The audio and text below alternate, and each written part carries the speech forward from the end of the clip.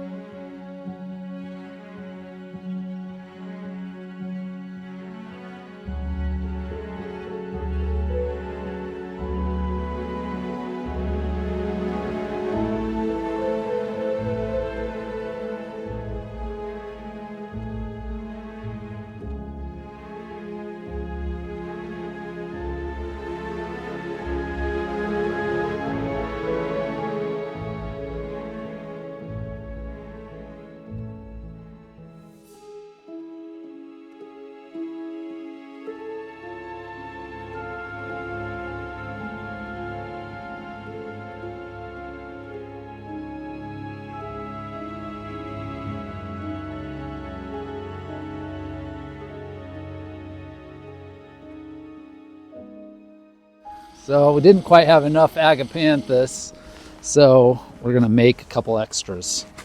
And luckily, this is a good hardy agapanthus. I wouldn't do this with a tender agapanthus because there's some definite differences between the perennial agapanthus that die back in the winter and the evergreen ones, which in this climate, you wouldn't want to be distressing them too much right before winter, but with the really hardy ones, it's not going to be a problem. And we're just using a good serrated sharp knife, finding a split in the crown. This one has kind of nice two big clumps that hopefully I'll be able to split right through the center. And it's just getting a chunk on each side. Leave the roots alone with the agapanthus so you can get established. But there we have 2 out of 1. So it should be good. Do that a couple times and then we have enough.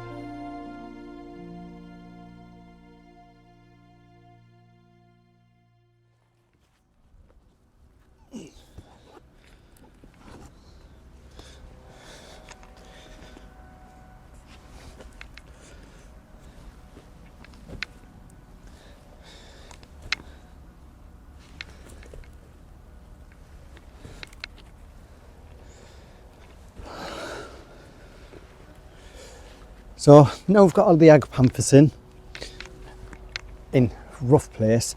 Obviously we need to make sure that they're all going to be evenly spaced away from the hedging and within the bed itself as well.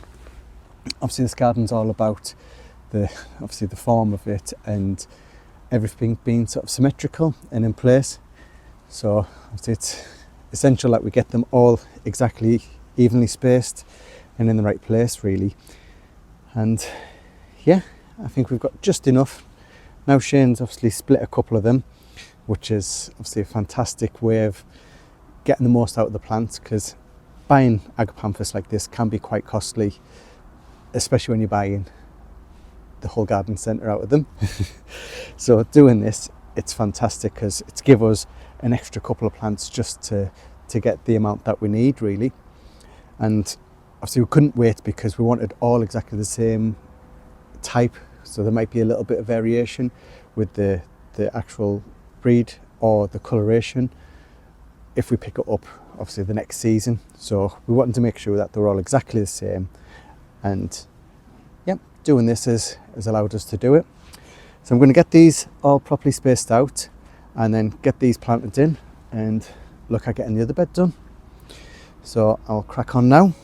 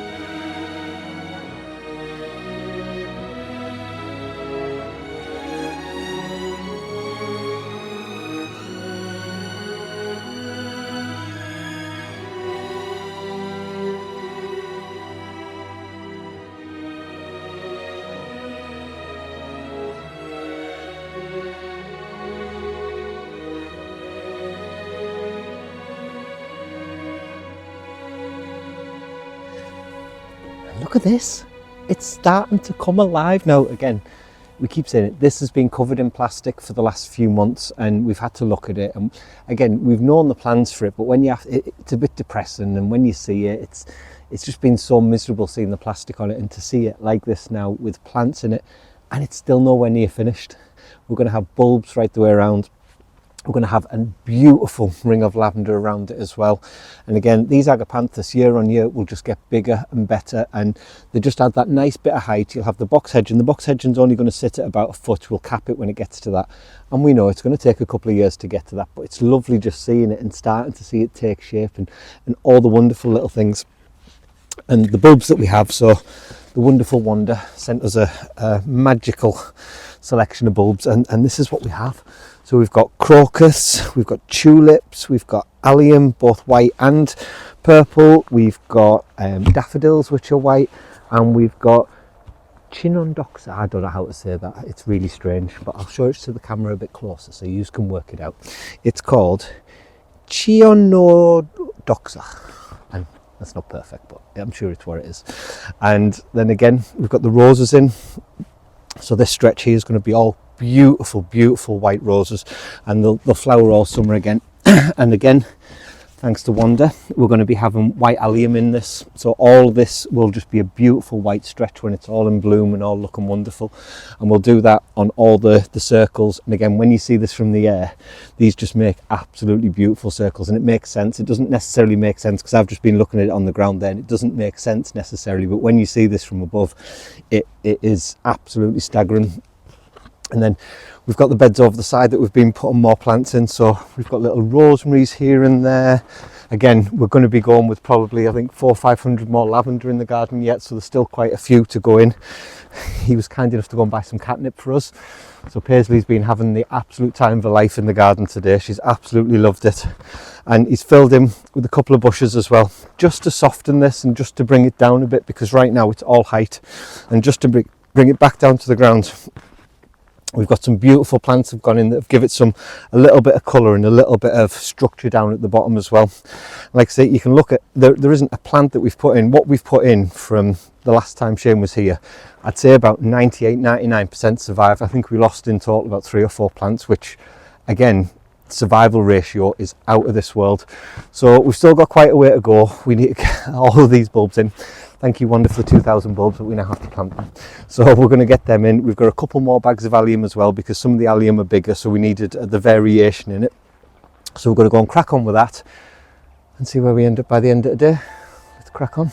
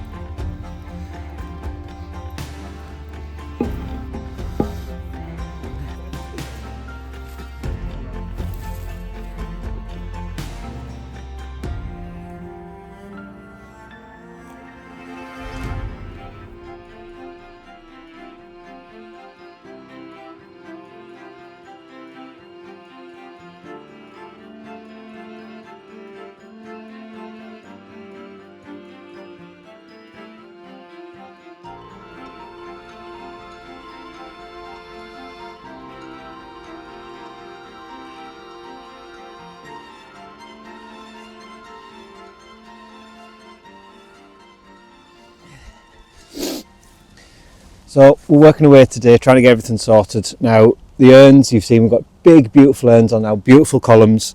A couple of issues: one, has to be irrigated; two, we never got this quite level when we set it in. We did it in a bit of a rush, so now got all this nice level, not bouncing about. We have these beautiful plants to go in the urns now. This is an Andromedy, flaming silver, and it'll give these beautiful nice pink, soft pink flowers with the variegated leaves. It'll just look really nice in the urns and it'll fill it out nicely. Obviously the irrigation has to go, then we have to be able to hook this up to the main irrigation system so that we don't have to be out here watering them every day, because otherwise it's going to be an absolute nightmare. And now it's just a case of getting all this back up, getting the urn back on and getting them planted. Let's crack on.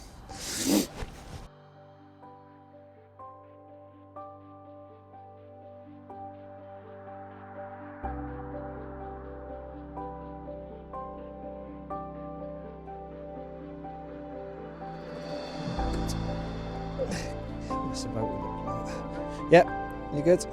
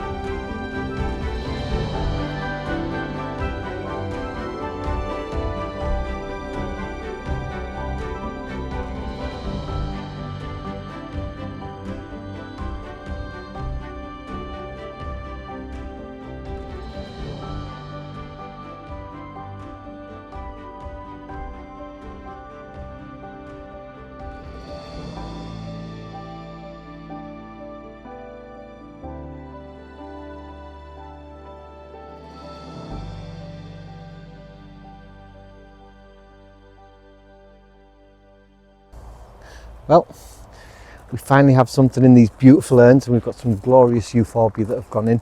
And again, just to see the urns with something in, they've sat here for the last 6 months looking empty, and it's just nice. It's so nice to see this whole space become alive. And again, it's right at the beginning. It is so new and fresh. All of this just gets better and better and better as we look after it over the years. We've got the sundial back in place.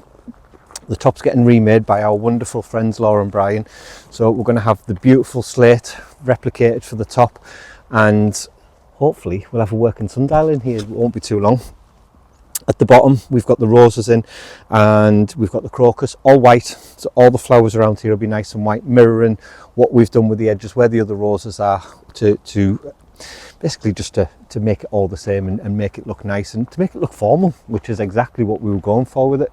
But as you look across the garden now, it's just looking like it's the part. And again, waiting on next year. We've got some amazing events coming up next year, and we can't wait to be actually in here and to show this off. And when this is in full bloom next year, it's just gonna be such a magical place for anyone that visits, or even for the locals to come down and enjoy the garden, which I'm sure they will over the course of the year.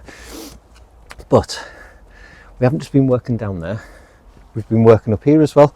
So we've got a few more plants in. We've got some beautiful rosemaries, all the ilexes in, so all the way down, and all the way down there we've got all the ilex in, along with the other plants that we've had in here for a little bit of time right now as well. But this is what you've all been waiting for, and I know you've all been waiting for it, because you've all said in the comments. So what do we think we named the garden? We're on our way to see it now, this wonderful plaque, and we did it for a reason. We came into contact with an amazing lady. She helped us so much with everything that we did. She put us in contact with Shane. She's held our hand through every single step of this garden in every single way possible, and there's no way that we could say thank you. There isn't a gift we could get her, I don't think, that'd do it justice. So let's have a look and see what we've named the garden. Well, here we have it. We've named the Château de Lalacelle wall garden Jardin de Brindley, and it's a massive thank you to Karen and Sam, because we wouldn't have got here without you, and you've been instrumental in everything that we've done outside in the last couple of years, so we can't thank you enough, and this is basically our way of saying thank you. So hope you've enjoyed today's show. It is amazing where we're at right now, and we are so happy with everything that's going on. So if you have, please hit the like button, hit the subscribe button, and make sure you got the bell clicked for notifications. We'll see you in the next video. Goodbye.